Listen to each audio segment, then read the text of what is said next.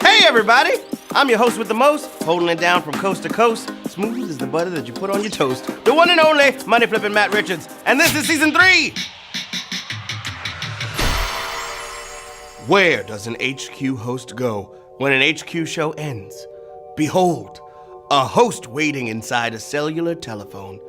HQ broadcast complete, he is forced to retreat to this barren digital void, stripped of his jacket and tie, barricaded by his own palpable isolation, left to roam the digital circuitry of a so-called smartphone. Caught between madness and despair, his wait can seem interminable. But in mere moments, he will be summoned once again to interact with hundreds of thousands across the globe, challenging them to a 12-step journey into victory. The time is now. The place is the palm of your hand, and the journey you're about to embark on could only happen on HQ Twilight Zone Trivia, babies. That's right, we're talking Twilight Zone. It's back, a reimagining of one of the most iconic series of all time. Y'all want me to list all the shows and movies and books and comics that were influenced by it? I won't. I don't have that kind of time. Tonight, I am asking 12 questions.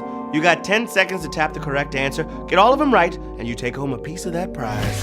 That's right, today we got $5,000 up for the taking. How much of that money will you be making? The questions start out easy, but they get harder than trying to figure out what the heck is going on at the end of a Jordan Peele film. There is a fifth dimension, beyond that which is known to man.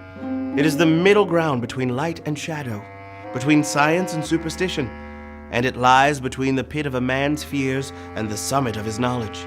This is the dimension of imagination. It's an area which we call an HQ clip show. I believe you're going my way. Room for one more, honey. We don't know who we are. My name is Tony Tina, and I don't think I like you. That's not fair at all. Let him have it. Now,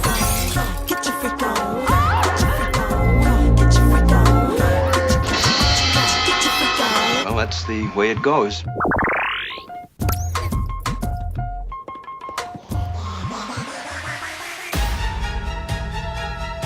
I'm running out of time. What did you do to me? now, you can join Oscar winner Jordan Peele as he hosts an all-new journey through a land whose only boundary is imagination itself. Hot damn, I love you, Jordan Peele. And the first 2 episodes are up right now, streaming exclusively on CBS All Access. You can start streaming today if you go to cbs.com/Twilight. Extra lives. You know how they work. They keep you in the game after you get a question wrong. You can earn them by playing 5 days in a row, by inviting your friends to play using your code, or buy them right here, right now. Did you hear the good news? We wiped the slate clean on referrals for season 3. That means you can re-invite your friends to play and get even more extra lives. We know y'all like leveling up, so tonight we're multiplying your points by 15. What level are y'all on? Anybody on level 10 yet? Huh? You want to level up even faster? Well, you can. You can now buy point multipliers. The more points you earn, the higher the level. The higher the level, the better chance you have to win the season 3 finale. I'm so excited! This game is all about classic Twilight episodes. Classic Twilight Zone episodes, babies. All the new episodes are streaming now on CBS.com. They're based on the classics. The old one was crazy, but the new one's got Tracy Morgan, Adam Scott, Greg Kinnear, so many greats. Y'all ready for this? It's just a few seconds away, babies! Just, whew, I can feel it! Can you feel it? Can you feel it?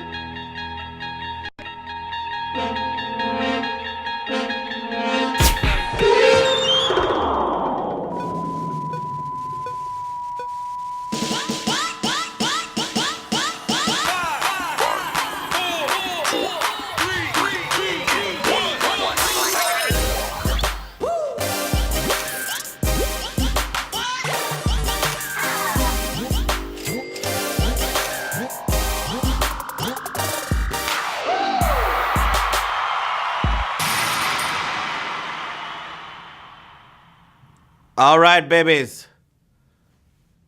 Nothing to it but to HQ it. Let's get it going with question number 1. In the classic Twilight Zone episode of the same title, what is to serve man? Training program, ad slogan, or it's a cookbook? What's it gonna be? Remember this great episode? To serve man, it's a cookbook. It's a cookbook! Oh, no! You know, if you watch carefully, not a whole lot of this episode.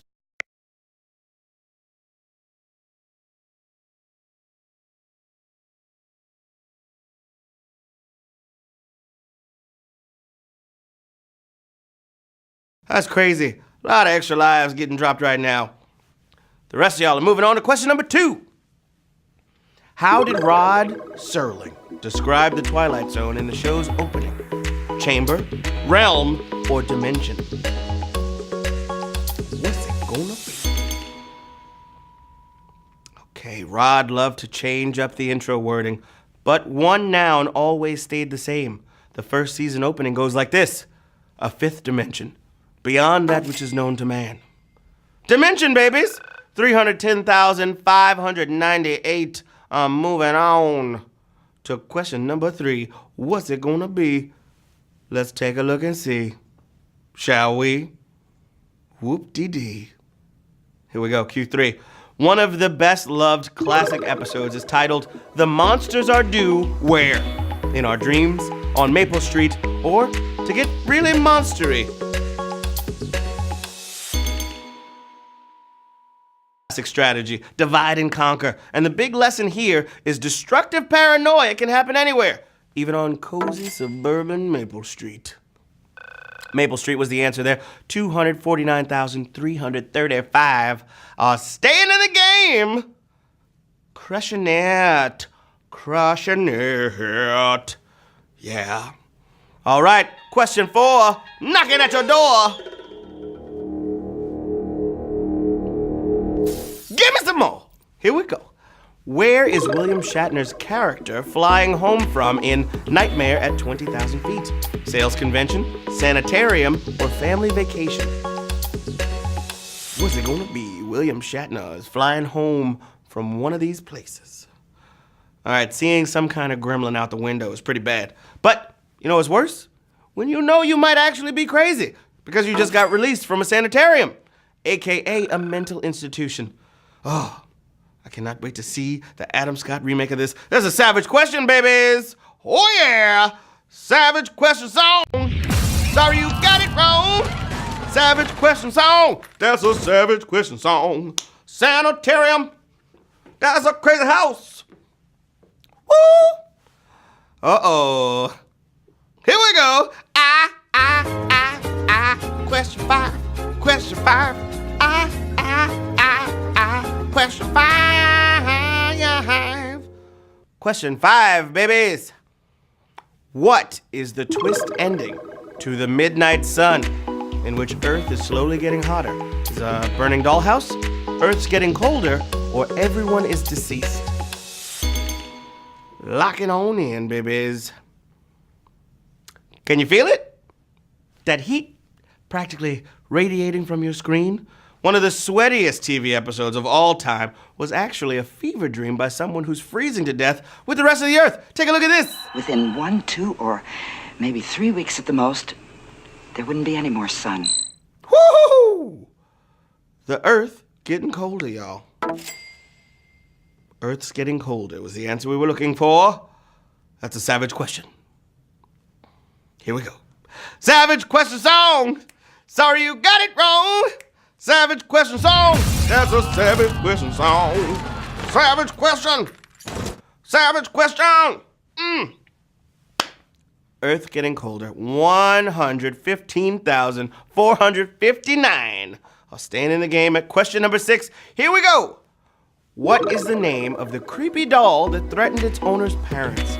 Gabby Gretchen, Chatty Cathy, or Talky Tina? What's it gonna be? Question number 6. All right, check it. We hinted at this earlier in the show, so if you like creepy real-life talking dolls, can I interest you in a nice chatty Cathy? But the spooky fictional twist on talking dolls was the one and only Talkie Tina. Take a look at this. Talkie Tina, and I love you very much. Talkie Tina, man. That's pretty trippy. Kill it with fire. Okay. Woo! 168,116. Know what I mean? Digging this with a gangster lean. Hello. It's time for question number 7. That's where we're going. You feel me? You picking up what I'm putting down, babies? The episode, Long Distance Call, concerns a series of phone calls that go where? The future, Jupiter, or the afterlife? Long Distance Call. What's it gonna be? This young actor really brought this episode to life, didn't he? See, that's a Twilight Zone type hint right there. Because he used his toy phone to speak to his departed grandmother hanging out in the afterlife. Who are you talking to? Grandma. Not in my house. Woo! 151,463 got the afterlife. I'm proud of y'all. Yay. What's that? Coming through the gate? Knocking on your door again? It's question 8. Hope you're feeling great. Which episode has no dialogue except Serling's narration and a brief closing voiceover? The Chaser, The Masks, or The Invaders? What's it gonna be? This is one of the great episodes. This has scares, suspense, and action, all rendered through great directing, editing, and especially on the face of Agnes Moorehead as she wordlessly fights off the invaders. Yeah, this one has a great twist, but I'm not gonna spoil it for you. 86,723 got it right. I don't want to spoil it even though it's like 50 years ago. Yeah. Mufasa dies in The Lion King. Okay, question number 9. That's the only thing I'll spoil. I'm still scarred. See what I did there? The scar was the uncle. Okay, cool.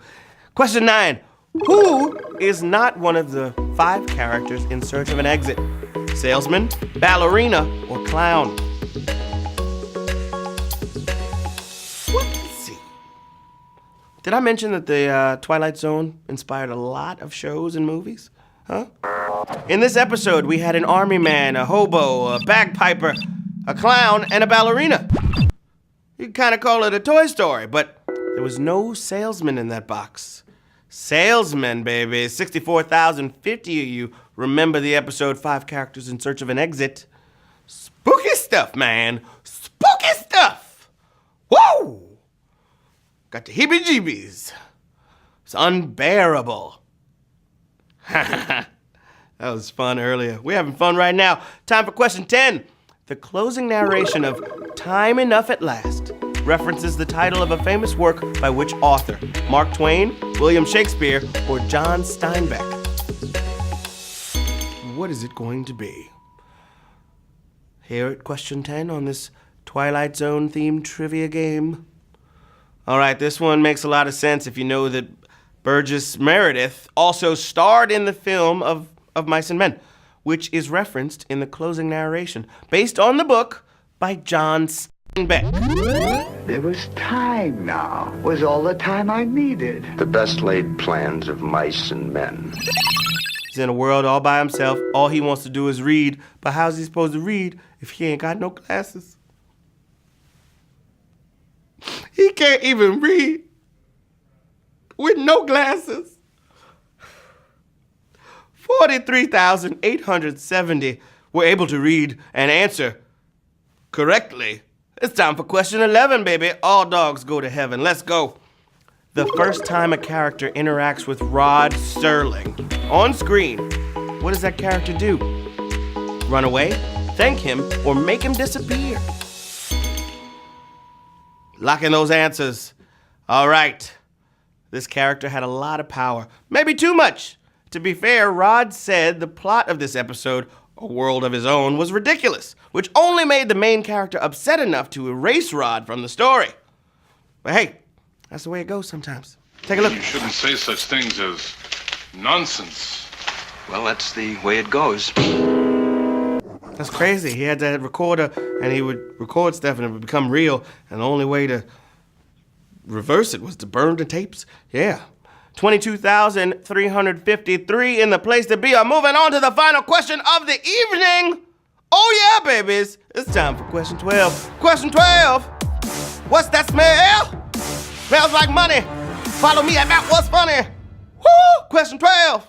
I said question 12. I said question 12. Give it to me. Question 12. Hey. Ooh, yeah. That's a new move. I was trying out a new dance move. Hurt my back. Okay. Gotta go to my chiropractor. Which of these awards was won by an episode of the original Twilight Zone series? Oscar, Grammy, or Pulitzer? What is it going to be? Well, we couldn't do a Twilight Zone quiz without a twist ending, could we? The episode Owl Creek Bridge was purchased by the show rather than produced after it had won Best Live Action Short at the 36th Annual Academy Awards. Oscar babies. Oh! 13,894 y'all just won HQ Trivia. Come on now.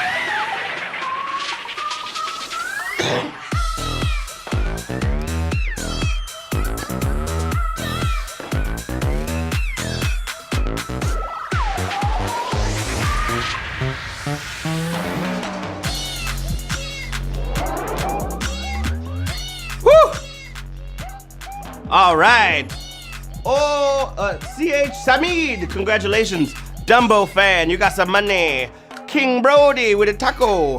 Putt 146. Congrats, M-Dub77. Wayne. Gracer Beam. Ridus Pov. Drill Bit Wit. Bo Atom. Esfeld.